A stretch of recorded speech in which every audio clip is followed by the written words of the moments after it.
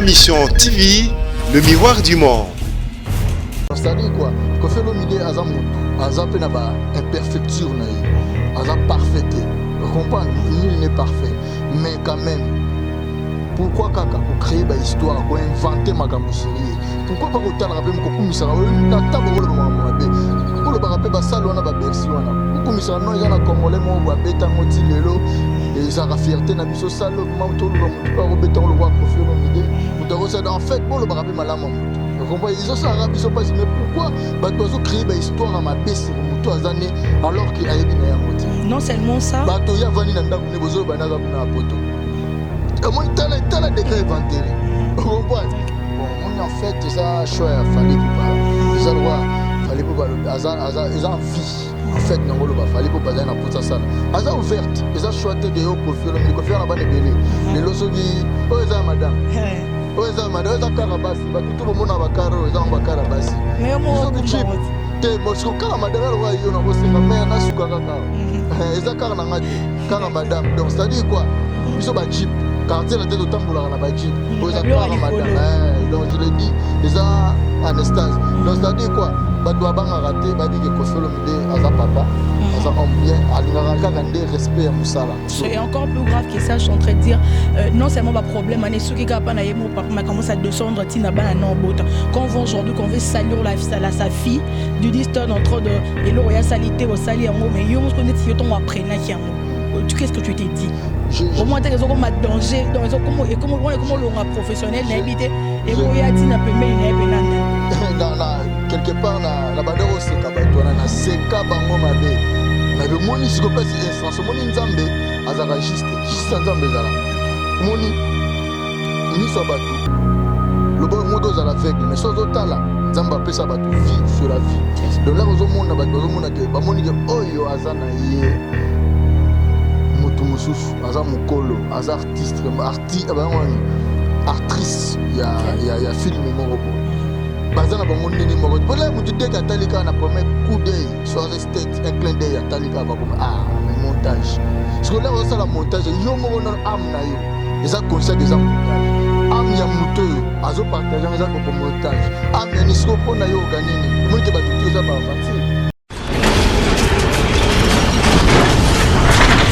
Ma Mission TV, le miroir du monde.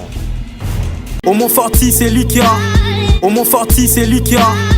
Merci beaucoup, mesdames et messieurs. Bonjour chez vous, bonsoir chez vous. Ça dépend vraiment de l'heure à laquelle vous nous captez. Am TV, le miroir du monde, Ma Mission TV, il y a un monde entier. Merci beaucoup à la grande équipe de Ma Mission TV. C'est toujours un réel plaisir de savoir que vous avez une équipe costaud et puis on fait du bon boulot. En tout cas, merci beaucoup à Montréal, au Montforti, c'est Likia, Mister Google, garçon Montboé. Voilà, merci beaucoup à Montforti, c'est Likia. Merci aussi à toutes ces dames qui ne cessent jamais de m'appeler, de me donner de conseils. T'habites à continuer, t'habites à Bongissa Moussala, t'habites à faire ceci. Merci beaucoup à vous. Merci beaucoup Nabato Basutenanga et mes vidéos sur autoroute encore et encore. Merci beaucoup à Patrick Mosengo, le boss américain. Merci à la grande famille Mosengo. Merci à la grande famille Manda, la grande famille Mandika, la famille Enzombo. Merci beaucoup. Merci beaucoup à Neri Matata, le suprême. Alors, on a souci à la Bino Moussala. Netolunga vraiment qu'on servir Bino parce que vous servir, c'est notre devoir. Aussi, c'est comme Maram Nabiso, Tambola, non, Forti, c'est qui a le information. Tu as un mouton, Nicolas, Lucas, Linga TVT. Maintenant, on a une caméra, ma mission pour un respect public. En tout cas, à Kanye Mouté Maté. Je vais inviter mon invité là, avec moi, la Bomino Commoné. Voilà. Bisous. Merveille Rambo, ça va? Ça va, la beauté Nzombo. Voilà. Dans la fierté de la presse en fait. Merci beaucoup. Ça va, merveille? Ouais, tranquille par la grâce de Nkolo Yahweh et en intermédiaire de Quadraco Rama, l'inoxydable que je salue. Le patron de la musique congolaise de toute génération, la légende vivante. Donc le Quadraco Raman, respect belé, la Kofifil, tout bazo kaza otalabiso. Donc voilà. Et les boss Eric et Izzy, 10 000 $, c'est quoi? C'est rien. D'accord. Mais on va y rendre. Mais micro, tout le monde moi trop absent à Olinga sous TVT, pourquoi?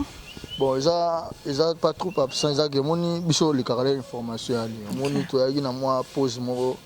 Il était plus concentré dans le single. On a lancé les titres. J'invite tout le monde Balanda, esclave. Donc voilà. en fait tolingi te bato bazala esclave na biso. Comprendre pour tous en a droit na te comme ça bato esclave. Et puis déjà titre pourquoi d'abord esclave? Pourquoi esclave? Parce que les en a bateau bani maraté ba ogi jamais rolamuka tongo nyoso sa kamune très bien sans autant à combat Kofi. Donc à la muki mbala moko combat Kofi et comment le rôle a évité. Donc pour Alia topo ACP là topo asala soki nini donc faut jouer Kofi attend à combat Kofi na ndenge mo mabe. Donc en fait ce sont des jaloux au balinga rola la te ba comment le roi esclave mo boy donc comment que commander tous en mboko yo biso tout ebi ki ba problème mboka ndezo desi.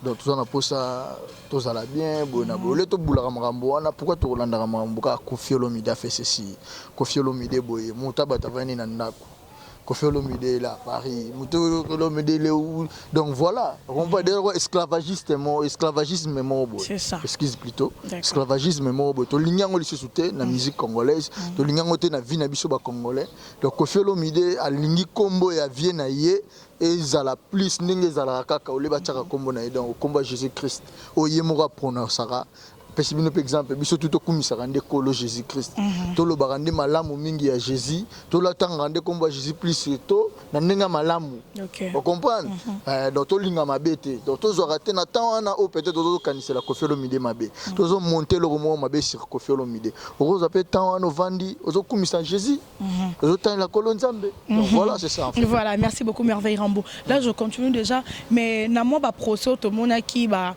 taka ki ton boss patron Koffi Olomide ton patron na mambo ya ba procès pour la violence faite à la femme aux danseuses tout ça là et qui n'est ni procès. Donc en fait mon biso lo bara celui qui dit qu'il sait n'a pas tort. Celui qui ne sait pas n'a pas tort non plus. Voilà. À tort celui qui dit qu'il sait tout alors il ne sait rien. Donc à tort celui qui dit qu'il sait tout alors qu'il ne sait rien. Donc cela veut dire quoi? Justice c'est la justice.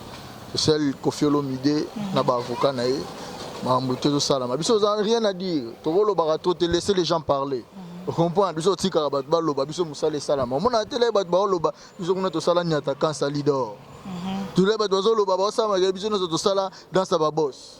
Les bateaux loba biso no to ye. Mais ça la bino ni comme bon na combo ya patron na bino eza trop sali à tout moment no lobi mutala ni ka wala mki Koffi Olomide parce que bino ba boza pembe ça la bino vraiment ndenge ni. Mais ça la biso passi parce que Koffi Olomide za moko sala la fierté musique à Congo. Muto za parfait na malakambo za te za roi yo Nzombo. Monte comme on za lolendo mais nous en lolendo te. Za rendre la fierté de la presse congolaise parce que tu es trop naturel. Merci. Tu comprends et très poli. Donc ça dit quoi Koffi Olomide aza mutu aza pe na ba imperfecture na ye aza parfaité. Vous comprenez nul n'est parfait mais quand même pourquoi kaka ko créer ba histoire ko inventer makambo sérieux pourquoi pas ko tala rappeler ko kumisa na tambo ko lo ba mabe ko lo ba rappeler ba salo na ba Bercy wana ko kumisa non ils na congolais mo ba betango ti lelo et ça ra fierté na biso salo vraiment to luka mutu pas ko betango le roi Koffi Olomide mutaro ça en fait bo lo ba rappeler malama mutu vous comprenez ils ont ça rabiso pas mais pourquoi ba to créer ba histoire à mabe sur mutu azane alors que ayebi na yango ti non seulement ça ba to ya vani na ndako ne bozo ba naza kuna poto mon talent de créer inventerie. Vous comprenez? Tu vas dans patron, la vaine patron, va dans studio, va dans nimba. Pendant mon doit bien, mais patron bien dans la poto ngabi. Ah papa. Vous êtes colocaté. Nazo bisa azato zana. Oh, tu es azana vérifier ngabi papa. Ngana vérifier ninga nazana boss nanga. Misu nango zo tatu zana yego tazo sekana. Donc c'est-à-dire quoi? Congolais am tema mabe. Moni biso tunde to zaraboye. Ezana mutu muso salérien na cibla kana ndenga mabe. Ya moni to lingelo ko na to prôner lo moko. Biso to za ba descendant ya Nzambe ya Adana Eve. Biso ba chrétien, surtout soza chrétien te wana yo. Mais soza chrétien biso to prôner kaka nde kokumisa Jésus Christ de Nazareth kotanga komba Jésus Christ pour ba problème na biso ezazo nango na vina ya mboka ekenda liboso. Et encore plus grave que ça je suis en train de dire non seulement ba problème ane ceux qui kapa na yemo papa mais commence à descendre tina ba na bota quand on va aujourd'hui qu'on veut salir sa fille du diston entre de et le roya salité au sali en mais yo mos connait yo ton après na ki en tu qu'est-ce que tu t'es dit au moins t'es comme danger donc ils ont comment longa professionnel na habité et moya tina pembe ina pena nan quelque part na bandero seka bato na seka bango mabe na be moni siko place instance moni Nzambe azaka juste Nzambe zala moni miso batu Le bon moi que à l'aveugle mais sozo tala nzamba pesa batu vie sur la vie. Donc là ozo mona batu ozo mona ke ba moni ke oyo azana ye mutu mususu aza mukolo aza artiste actrice ya film morobo. Bazana bango ndenge moko pour là mutu dès katalika na premier coup d'œil sur la tête un clin d'œil à talika ba comme mais montage parce que là ça la montage yo moko non am na yo eza conscient que eza montage am ya muto azo partager eza ko montage am ya nisiko pona yo organiser o moni ke batutu eza ba aventure. Non, bon, on va nuire et puis va nuire dans la famille. Voilà. Est-ce que Yosko merveille en moloco yo zala na vie quoi donc on ton avis est-ce que vous avez un problème là batuté problème moi les am mbotu na te parce que ngandi nazarane non mona te ko fiolo media zo bisanga likanisa mabe sur mutu moko non. Là je dis je mets mais surtout quand on lui traite là un vieux méchant et il a diminué ma petit faire tout ça là mais non c'est jalousie comment ni lelo mutu moko ta revendre les atala ka mutu ko fiolo media banda balombo bazala zala ti lelo ba robino ba bima zaka na succès makasi to betaka ba concert ba $20 na stade $20 américains mutu na habité ata na stade logo à Martyr 80 000 places nana obeta concert ata match za pris on a te match ata place ba vendre ba ngoni place ya tribu de ne za pris on a te total ba match so c'est belé $10 ba match ya équipe nationale mais bien sûr to beta na mboka mupaya. Si vous avez na Congo, tu vas comprendre. Mais na Guinée, qu'on a Bissau, place Balobara, Lingalate. Donc, on a surtout plein à craquer. Donc, c'est-à-dire quoi? Moutou morote o abeta la musique, soi-disant. Le beau a monté à malam, le roi va venir me faire les poupas, les rançons, tout, pose à la bosser. Mais si vous êtes faible, au monde encore que fait le midazo en nurio. Parce que, si na ajuana, succès wana donc tellement vous êtes faible, vous êtes incapable.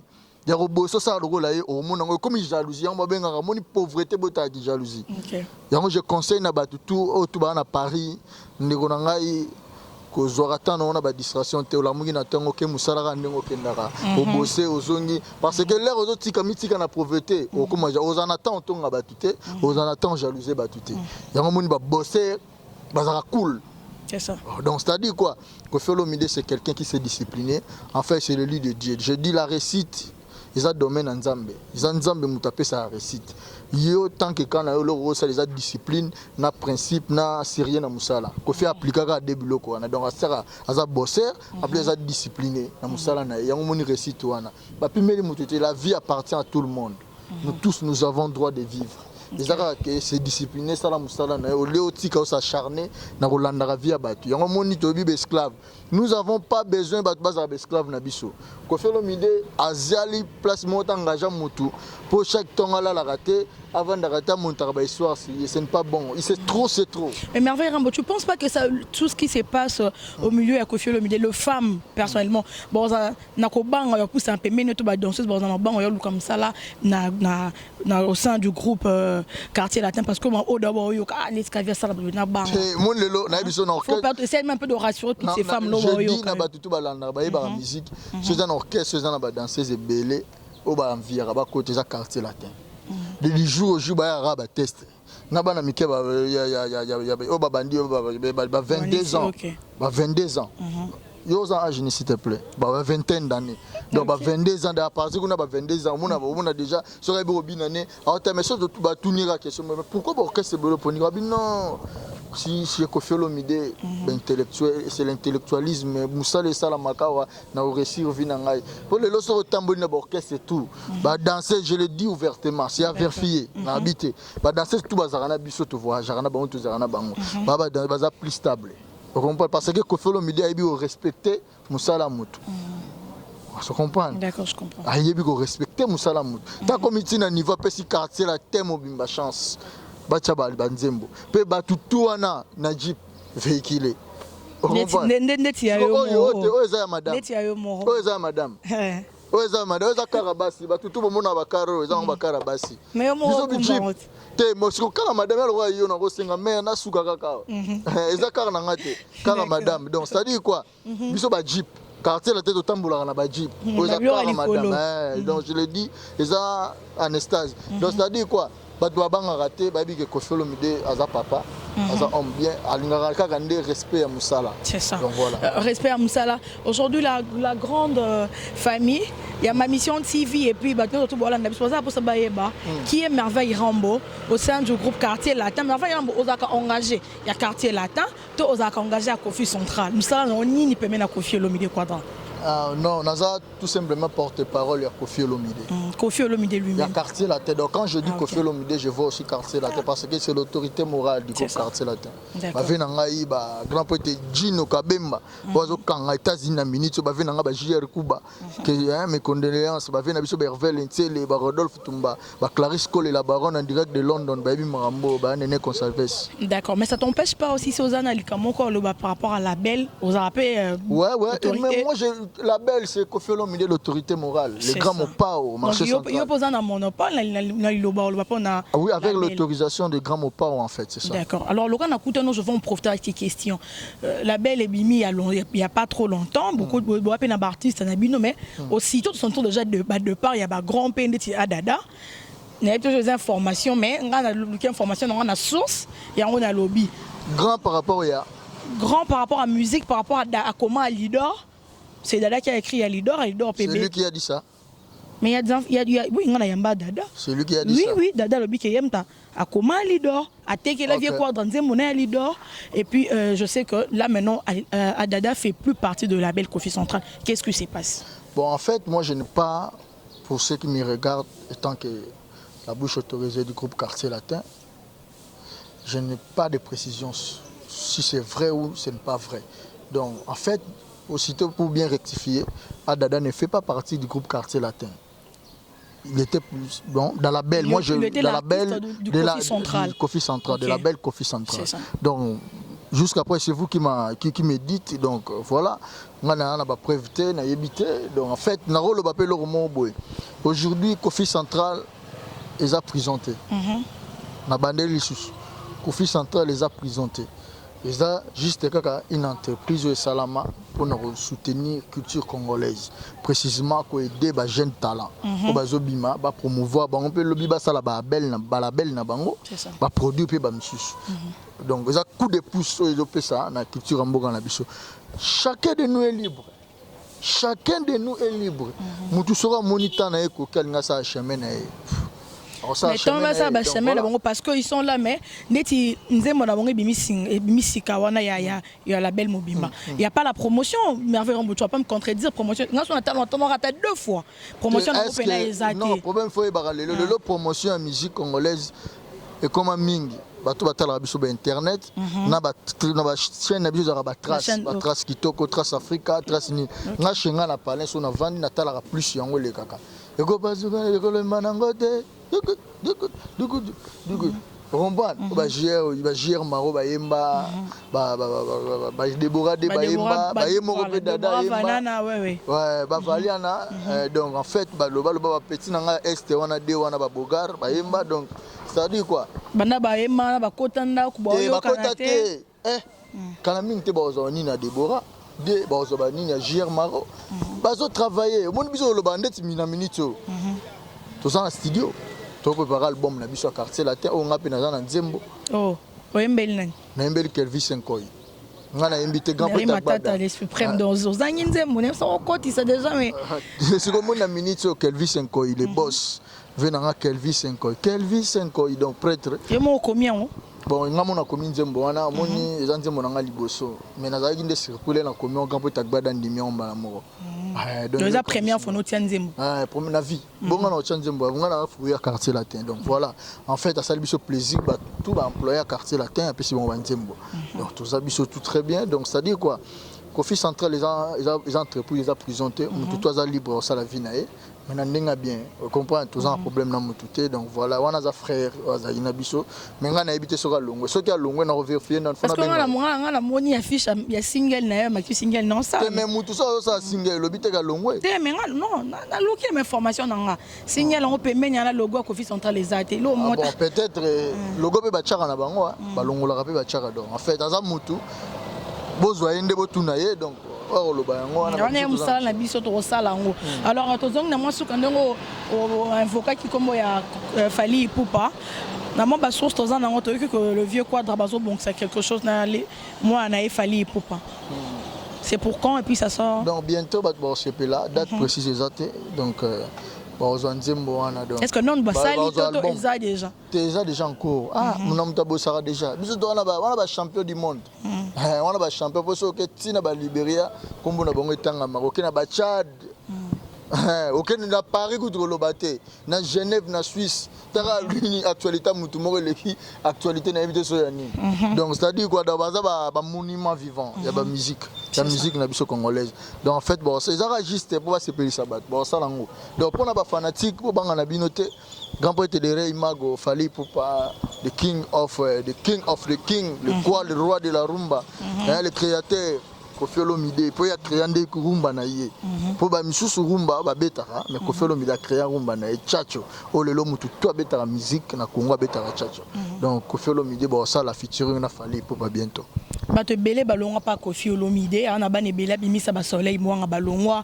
ba sala ba musique na bango bato belé balongwa mais pourquoi seulement Koffi a préféré Zaka Fally Ipupa bon mon en fait ça choix Fally Ipupa déjà le roi Fally Ipupa ils ont envie en fait nangolo ba Fally Ipupa na pour ça sala aza ouverte ils ont choisi que Koffi Olomide Koffi na bane belé le losogi grand poète soleil to grand poète Montana to grand poète Gibson grand poète Suzuki to Junior Ambri balobi ba sala album je pense pas grand poète si Molo Katonda botako yimba na vie na prise ça là que le roman c'est pédicé bat donc ya zone ouverte na batutu donc voilà aza ouverte et bi que lobby relève faut ça là ça doit assurer relève ya ko tchaba coup de pouce donc voilà ya mbaga te na bata quartier latin te ata bata orchestre mususu peuvent na imana na frère na Fabregas aimana c'est le scrum aimana batebele donc voilà aima pena vie ready mais vie ready clip on ça ndeske mbina des problèmes te clip era ba moyen clip ande te bimate mais nzembora ndeti nga ve na Kelvis enko ina pesi ngodi ya pesa balara tout apeso mbonga nzembo bon clip mo est-ce que le bobo merveilleux mo ko imana bien mais promotion de roboma promotion bo mangande biso za kuna label place basal rende promotion biso promotion des ambitions Koffi Central, promotion. Donc, voilà. Merci beaucoup, je salue Edith Dora qui me suit de loin. Bon, Maman arrive en London, il arrive à Gwepa, Zotalayo, l'enjolu câble, la beauté en exercice, mère n'a pas la beauté. Venabiso et Mani Alanda. Veti lelo, non le bagaga mais venanga Mani Alanda, Clarisse Collé. Merci merveilleux moto comme nous sommes en souka émission Nabiso. Un mot de la fin et puis batba retenir en Nipona quartier latin. En fait, non le banon tout d'abord on s'adresser à Colosito. Déborah est présente Tabita Tabita Nzombo donc autrement dit la fierté de la presse ayebike na lingara mingi mikolo on a changé mon idéologie so na ça l'émission na site faut botiara titre maluya bien ils ont des titres au bamba ya polémique parce que moi j'ai fait l'émission sans polémique to lingi so mamba polémique té au monde prévenir to sali esclave to lingité ba to baza esclave na biso on comprend biso qui para mututé mon mto sa musique na so za malamu to cha poids to féliciter voilà donc ça dit quoi ba titre boy ba cha ba titre comme boss comme nana ya site le boss le noir est au bombara. Ah, les noirs. Oh, Angola. T'es Angola. Ah, les grands poètes les noirs. Hein, grand poète donc si combo est bien donc là déjà il suffit qu'on a là quoi. Donc je mets ma main à défi quoi. Voilà. Bah dédicace parce que tu connais. Ouais, bah là retenez bien, nous avons déjà là débuté les activités, toujours dans la séance répétitive à Montfleury donc toujours travailler. Bah tout balinga Koffi Olomide les grands mopao, besoin temps yo esclave, moni clip, moni nzembo. Donc, besoin matin au savourango. En fait, toujours tinda batutu, ba travailler. Pour le bas comme appelle le grand poète Agbada, au lieu de jalousara mutu, ce n'est pas bon. Donc, on appelle Sylvain Nanga Sandra Zadilissasi, la confiance du chef, on appelle Simbote Naemoko. Grand prêtre de prêtre, Kayembe, boutique d'habillement, bientôt na Kinshasa. Un grand prêtre Kayembe, j'insiste. On appelle Simbote Naemoko, Moufinu Kwapoto Christophe et Christian Bomolo. Mon fini quoi poto grand prêtre na pesi mbote na yemoko fiston bala boss. Les boss na bosanité ya nene Consalves Enrique Rodolphe Tumba wuka ko bukaki azongi siko nord na pesi mbote na mama na Lusamba ba tout balingaka Koffi Olomide venanga Hervé Lensele hein prêtre Hervé Lensele donc Billy Mondo Mess Alexandre McQueen donc ba tout Titi Chibola. Titi Chibola, la princesse, la beauté en exercice, de pas rigoler, mais de contrôler, femme en espèce. Titi Chibola, prêtresse Ndeyo. Donc, tout le monde a fait l'omide, Bambote Belé. Donc, voilà. Est-ce qu'on a un réalisateur, un busso, un homo fortis. Il y a Bogar, un musicien. On a comprendre la forme, un joueur. Un américain. Franchement, homo fortis et liquia. Homo fortis. Homo fortis et liquia. Homo. Oh, il y a Zandoyanen. Homo fortis. Homo fortis, celui qui a. Je te salue et je salue aussi tous les fanatiques. Venez en grand prêtre de PC Mode. Ouais, donc, donc retenez bien, je vous conseille d'écouter Angelou Central Nduxa. Je te salue. Angelou Central Nduxa. Peter Luanga. Je te salue, Peter Luanga, mon frère. Depuis Parigo, donc, donc je vous conseille de suivre les esclaves. Donc, en fait, c'est une chanson pour défier, ils ont battu tout, hein. Ils ont juste conseil que vous tout travailler, auto-coma, auto-révarolier, tout s'attaquer na baninga. Ça ne sert à rien à s'acharner na yo. Là qu'on a inventé l'oli, quand vous tournez la shit na yo, pendant que soyez posate vieux zakaka. Songa pe nazate vieux zakaka. Donc voilà, merci beaucoup. Voilà. Merci beaucoup Merveille Rambo. Quant à moi, je dis un grand merci à mon équipe. Merci beaucoup Homo Fortis et Lick, à Mr Google, bien changer à roi américain, à roi joueur, Homo Fortis pas non ça là bon. Merci beaucoup Vanessa Bangui, belle sœur éternelle.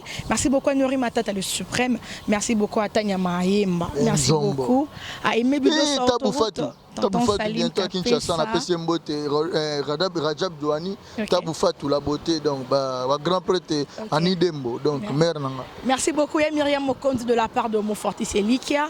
Merci beaucoup à Patricia Mechimbu, le couple mort Boenga n'a habité quoi. Merci beaucoup à Sephora Chibangu, merci beaucoup à Sephora Makuma et puis Msou belle sœur éternelle. Vanessa Bong une fois de plus, moi c'est à Pembe.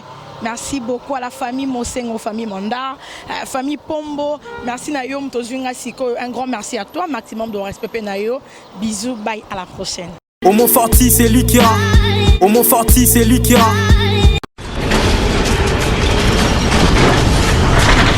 Ma mission TV, le miroir du monde.